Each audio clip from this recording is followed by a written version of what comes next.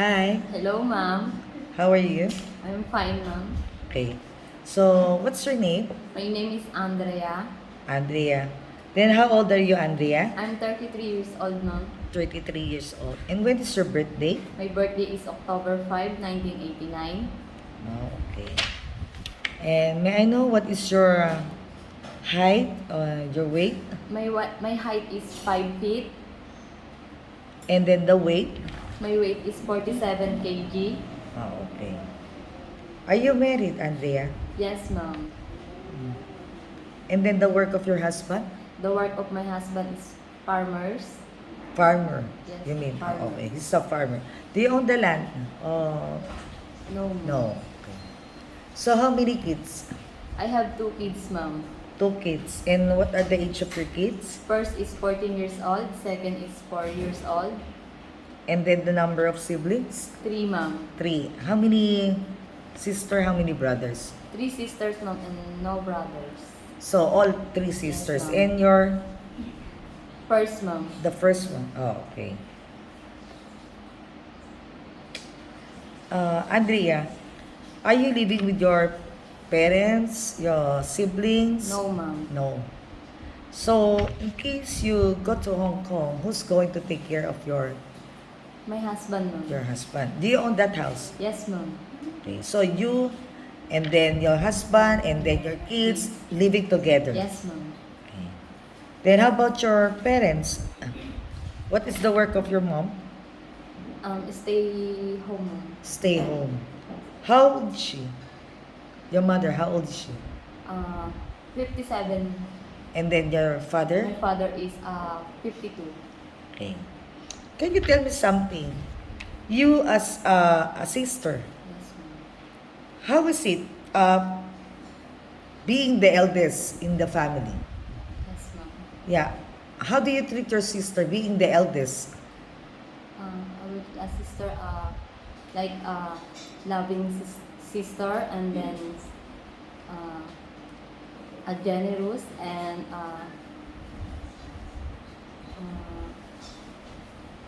Are you close with them? yes, ma'am. Oh, really? Good. And then, as a mom, how do you take care of your kids? Now that the other one is 14 and the other one is how old again? 4 years old, ma'am. 4 years old. So, how do you take care of your kids? I take care of my kids is a first prepare food and take You prepare their the food. Ah, okay. Yes, ma'am. And then the 4 years old, do you bring him to school? Yes, ma'am. Are you helping them with their assignment or homework? Yes, ma'am. Okay, good, good. So, now can you tell me about your experience? Do you know some household works or something in your house? Do you went do you go ironing or cooking Yes, since you ma'am. prepare food to your Yes, ma'am. family? Yes. Yes. Okay. But in local, do you work here as a helper? Do you have any experience? No, ma'am. No. So this will be your first time abroad or Second, ma'am. okay, second. So what country did you work? Saudi Arabia, ma'am. Saudi Arabia. And then how many years? 2 years, ma'am. 2 years. So how's the contract? Your relationship to your previous employer? Finish contract, ma'am. The finished contract, and then how is it? Are they good to you? Can you tell me something? How you work with your previous employer? Your job, what did you do to your previous employer in Saudi Arabia? My previous employer is Did you cook to Yes, them? ma'am. No. Okay. How many families did you work for? 7, ma'am. 7. Can you tell me about the 7 families? How many kids? And, Uh, come on. 7 members is my employer, Okay. father of my employer, mother of my employer, and then 3 sisters of my employer, and 1 daughter of my employer. And then how many helpers? Only 1, ma'am. Only 1 helper? Yes, ma'am. Meaning you alone? Yes, ma'am. You do everything in the house? Yes, ma'am. And then how big is the house? Flat, ma'am. A flat. Yes, ma'am. Okay. So from that big family, how do you manage to work with them? Example, when you wake up in the morning, what did you do? Can you tell me something? Did you cook? Did you prepare? Did you bring them to school? No, Something? ma'am. I Okay. will assist to my sister of my employer. So the sister of your employer is helping you. Yes, ma'am. Okay. And then how do you help her? Just in cooking? Yes, ma'am. Okay. Do you like to cook? Yes, ma'am. You like to cook. Now, where are you? Where are you staying right now? Uh, I'm here and staying You're staying in the training center. Okay. So, this will be your first time to work in Hong Kong. Yes, ma'am. Okay, good. Now that you are in the training center, are you learning something? Yes, ma'am. And what did you learn? I learned in training center like cooking, Okay. cleaning the house, and washing clothes and ironing the clothes. So you mean you learn in the training center how to cook, right? Yes, ma'am. Is that a Chinese food? Food, yes. Oh, good. Can you share some? Can you share some? What did you learn in Chinese cooking? Chinese cooking. Yeah. Can you, since you are in the training center, Yes, right? ma'am. So you told us that, you told me that you learned Yes, how to ma'am. cook Chinese dishes. Yes, ma'am. Can you share what you cook during your stay in the training center?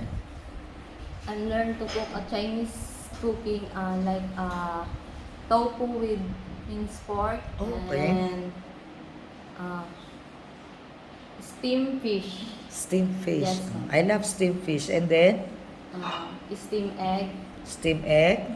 and then black bean sauce with black bean garlic sauce steamed pork. Ah, okay. Do you like eating Chinese food? Yes, ma'am. Uh, what kind of Chinese food do you like to eat? Like steamed fish, ma'am. Ah, you also like steamed fish. Yes, ma'am. Okay. Can I ask you something? Do you like to work with kids?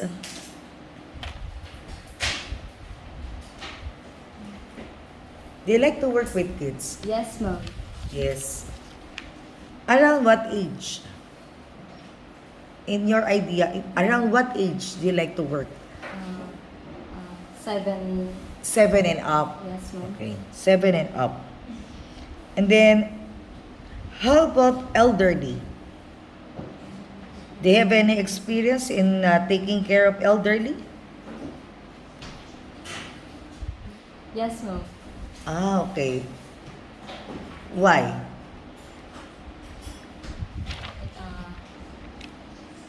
In your family, something... a grand. Your grandma? Yes, Ah, ma'am. okay, your grandma. That's why you have that experience. Yes, ma'am. Ah, okay, good. And then, are you afraid of dogs or Yes, pets? ma'am. Ah, you do. Yes, ma'am. Okay.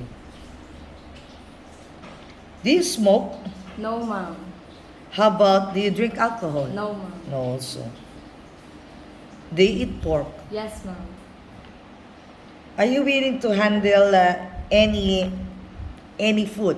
Nothing in particular. You're not afraid to eat beef, fish, shellfish, or something? No allergies? No, ma'am. No allergies. Can I ask you again? Are you willing to get paid with cash in exchange of your holiday? Example, Madam asked you to stay during your holiday. Is it okay? Yes, ma'am. Oh, okay.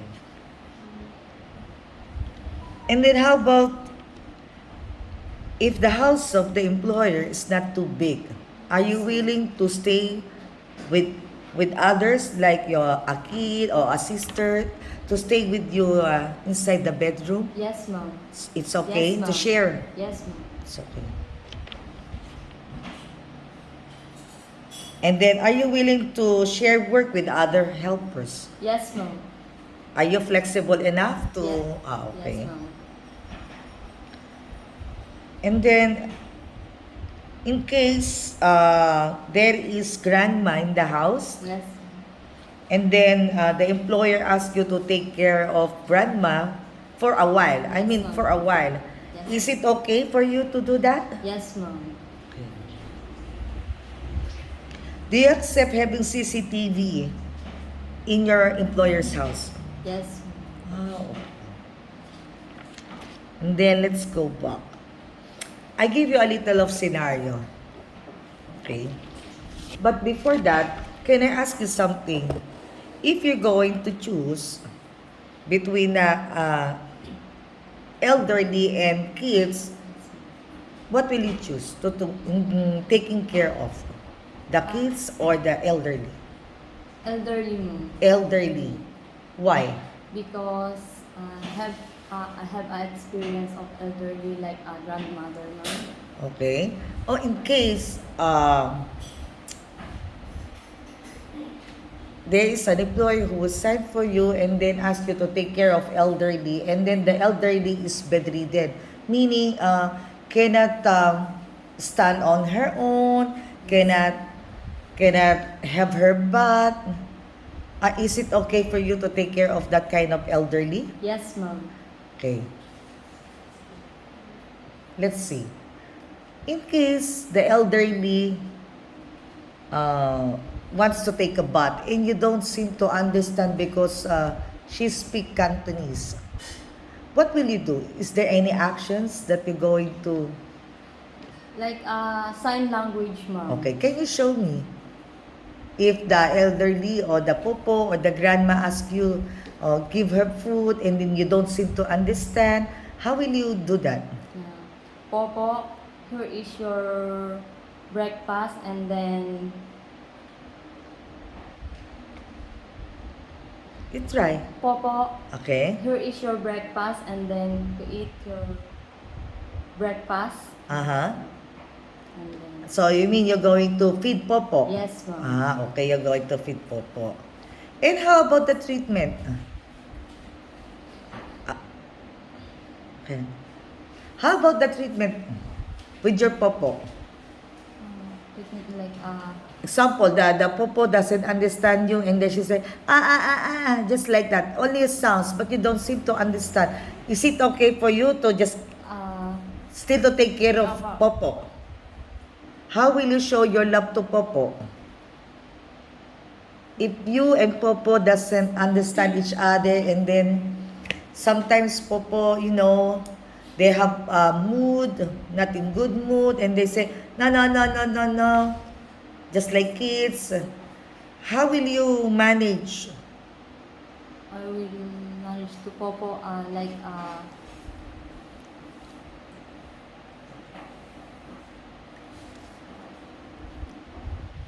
You, what?